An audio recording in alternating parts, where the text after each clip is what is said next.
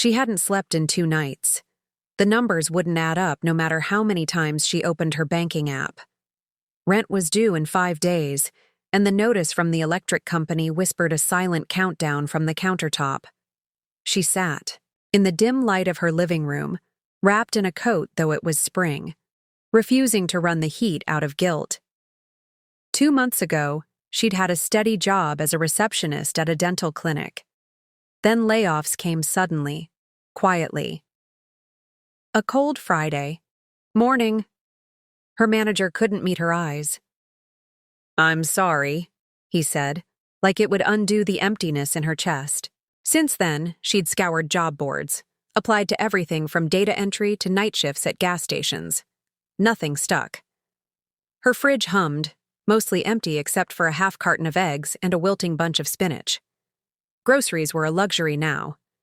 Her days were a loop of tension and small humiliations, declining dinner invites, dodging calls from her landlord, pretending to still be employed when her mother asked how things were going. Each day felt longer than the last, the walls of her apartment seeming to close in tighter with every unpaid bill. Shame came in waves. It wasn't just the fear of losing the apartment, it was the slow erosion of self-worth. What had once been a safe space now felt like a time bomb ticking down to an eviction notice. She remembered overhearing a neighbor once say, "People who don't pay rent just don't try hard enough." The words had stayed with her like splinters. She tried. God, she tried. There were nights she sat cross-legged on the floor with a notepad, calculating if she could sell enough old clothes or offer enough freelance tutoring to scrape together at least part of what she owed. Nothing seemed to close the gap. The worst part wasn't the hunger or the cold. It was the silence, the way people disappear when you're no longer doing well. Friends, once responsive, grew distant. No one wanted to hear about rent problems. She stopped talking about it altogether.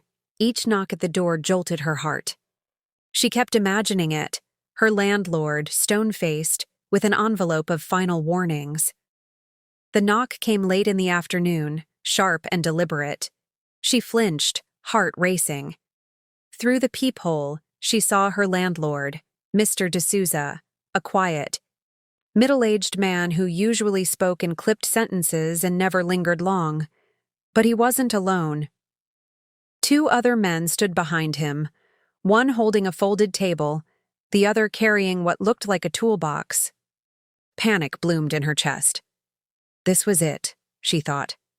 Maybe some kind of forced inspection, maybe eviction. When she opened the door, her voice cracked. "I know I'm behind.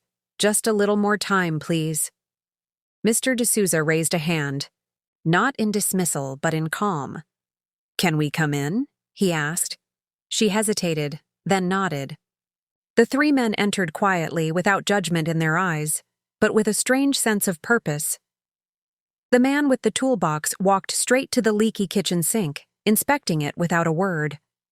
The other unfolded the table and laid down a clean cloth, then began to place simple grocery items, rice, dal, potatoes, cooking oil, onto it. She stared, frozen. Mr. D'Souza looked at her and said gently, "We're not here to collect anything. We're here to help." Her mouth opened, but no sound came. Help? From her landlord? He went on to explain.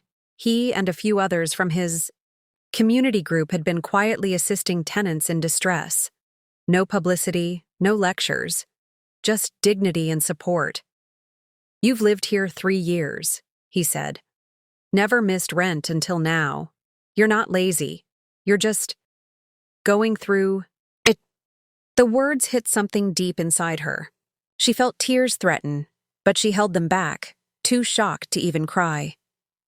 The man at the sink tightened a valve and wiped his hands, giving her a small smile.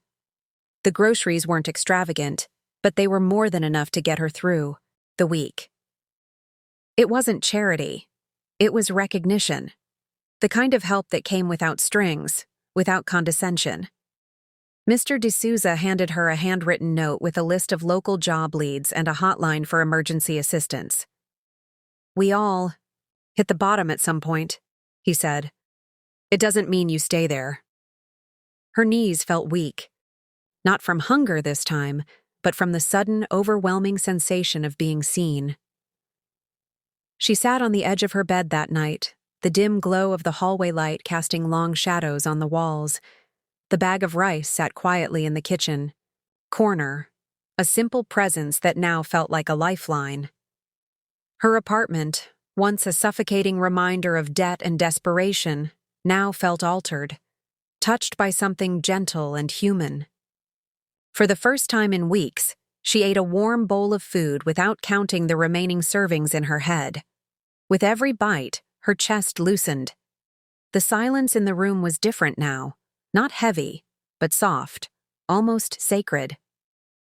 That night, she didn't cry from despair.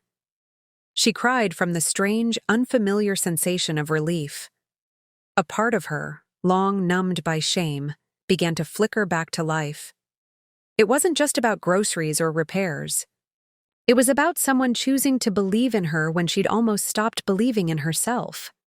She realized how much of her isolation was not chosen, but inherited from fear, from the assumption that no one cared, or worse, that asking for help would bring judgment instead of mercy.